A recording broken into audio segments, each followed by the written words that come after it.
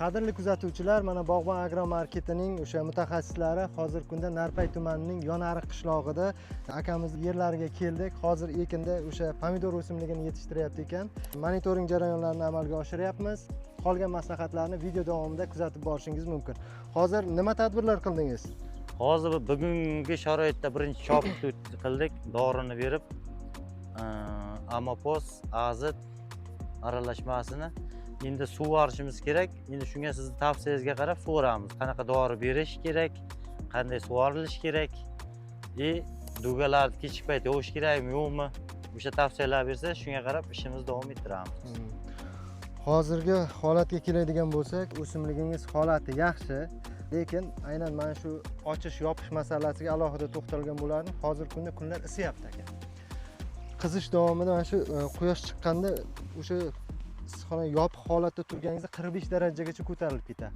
O'simlik 30 gradusdan keyin o'sha asosi nima deydi, oziqlanish jarayonidan to'xtab, faqat o'sha suvni transpiratsiya, ya'ni bug'latish jarayoniga o'tib qoladi. Bu degani o'simlik stressga tushib qolish imkoniyati kuzatilishi mumkin. O'sha holatda imkon qadar mana shu issiq paytlariga ochish yoki mana shu rugani har bir o'simlik qismidan teshib qo'yish ham yaxshi samara beradi. To'liq yopiq turish holati, boyaga aytganimdek, o'sha faqat ichkaridagi haroratni oshib ketishi bilan o'simlik stressga tushib qoladi hamda bug'lanish jarayoni tezlashib ketadi. Keyin o'sha bug'lanish bo'lgandan keyin hamma tomon yopiq, o'z-o'zidan ichkarida namlik ko'payib ketadi. Namlik ko'paygandan keyin o'sha fitoftaroz, alternarius rivojlanib, o'simlikda o'sha fiziologik jarayoniga salbiy ta'sir qiladi. Mana shu holatlarda hozir oldini olish uchun eng avvalo yuqorida aytib o'tgan tadbirlarimizni qilishingiz kerak bo'ladi. Keyin oziqasiga keladigan bo'lsak, hozir birinchi chop qilgan bo'lsangiz, bizda o'sha Bog'bon agromarketida Black Diamond degan o'sha preparatlarimiz bor. U preparat asosiy vazifasi nima? O'simlikda ildiz tizimini juda yaxshi rivojlantiradi hamda o'sha tarkibida fulvin va gumin kislotasi bo'lganligi uchun o'sishda ham bir tekisda olib ketadi. Ya'ni o'simlik ildizi ham, tepadagi barg o'suv nuqtalari ham bir xilda rivojlanadi. Hozirgi kunda sug'orishdan oldin ushbu preparat bilan, ya'ni 10 litrga o'sha 20 ml dan to 50 ml gacha sarf me'yorda bitta barg orqali ishlov berib, undan keyin yaxshi zaxlatib sug'orish kerak bo'ladi hozirgi holatda.